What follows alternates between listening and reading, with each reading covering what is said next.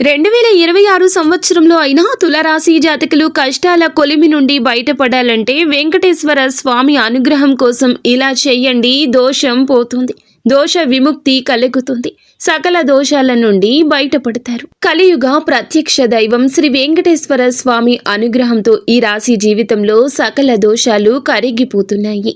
పితృదోషం, రుణబంధాలు, నాగదోషం, స్త్రీ దోషం, అనవసర భయాలు ఇవన్నీ ఒక్కొక్కటిగా తొలగిపోతాయి.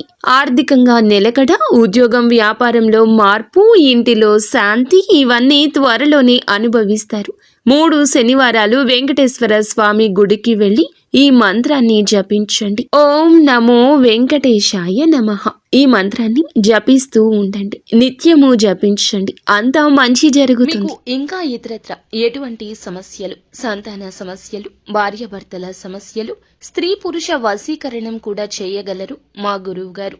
3 రోజుల్లో పరిష్కారం లభించును. నమ్మకంతో సంప్రదించండి.